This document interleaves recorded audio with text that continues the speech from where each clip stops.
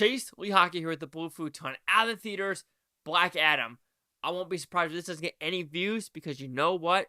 Everyone and their mother is reviewing this movie this weekend.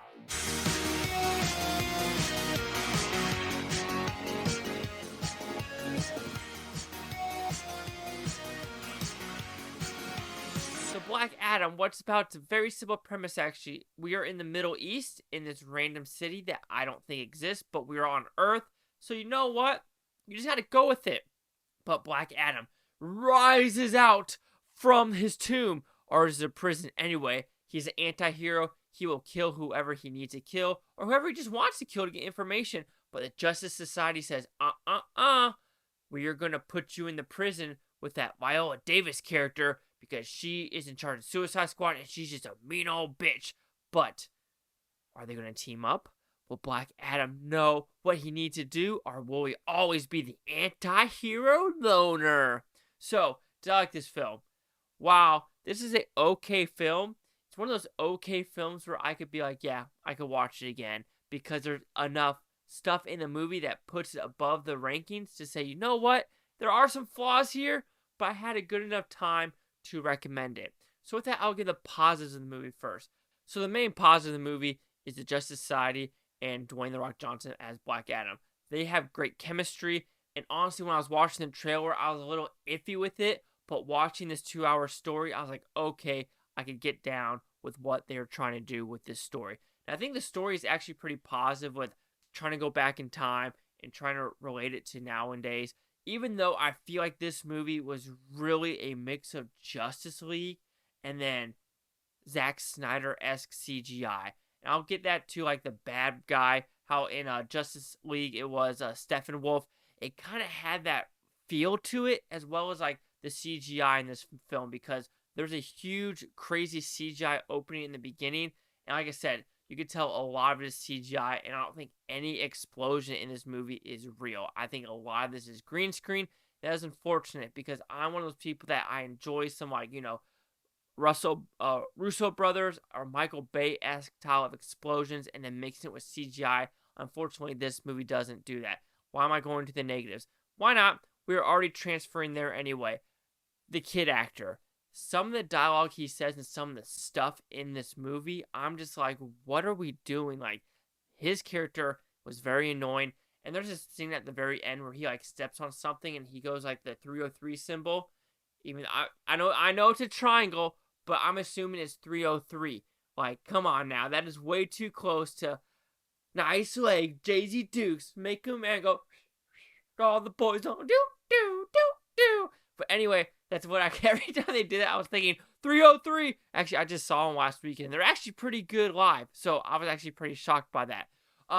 But yeah, the kid acting and the dialogue was pretty atrocious. And I'm just like, what are we doing? That kid needs to have a lot less screen time or give him more stuff to do because, my goodness, make him stop. That's all I could think in this film. And the ending felt rushed. Like, there's a point in the story where it's like, oh, we are done. But then the third act zooms in and you're just like, okay, this is very rushed of what we're trying to do. I understand what we're going to do. And like I said, that's like almost like the Steppenwolf type of look of the film.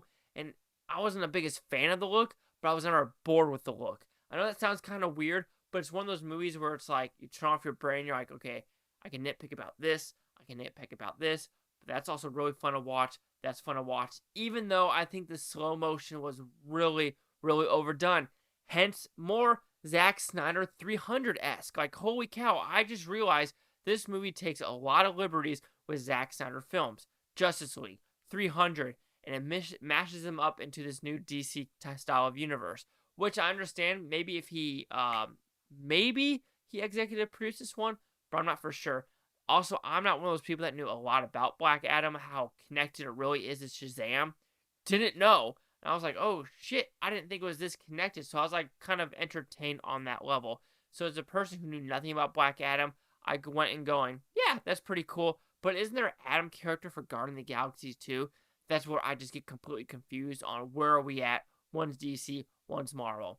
But overall, Black Adam, I think Dwayne "The Rock" Johnson, the Justice Society, and that story, I really enjoyed that part. However, there's a lot of liberties of like we are moving away from this Snyderverse, but this very much feels like a Snyderverse film. So I really don't know what WB Discover is trying to do with this franchise. However, I've never ever seen a mid post credit scene, which there is nothing at the very end, but a mid post credit scene absolutely having the audience go bat shit crazy. So I wouldn't be surprised if this scene is probably one of the top 3 post credit scenes or mid post credit scenes ever from a comic book movie. So yeah, see it if you want to see it. I was expecting it to be a lot worse. Honestly, the trailers didn't do nothing for me. But after watching it for 2 hours, I was entertained through in and throughout. So Black Adam will receive a 3.5 out of 5 Futons, which equals at 70%. So see the critics' news scores gave this one. So you have critics a 44% with 136 of them. Audience score a 90% with over 250. Here's critic consensus. Black Adam may end up pointing the way to an exciting future for DC films, but as a standalone experience, it's wildly uneven letdown.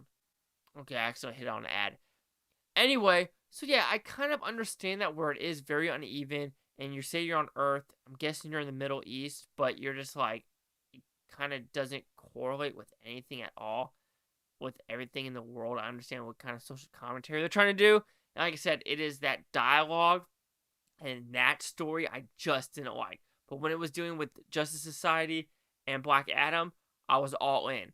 But every time that kid and the mother went on screen, I was like, let's hurry up. So anyway, 44, 70, 90. Chase out with the Blue Futon. Like, comment, subscribe.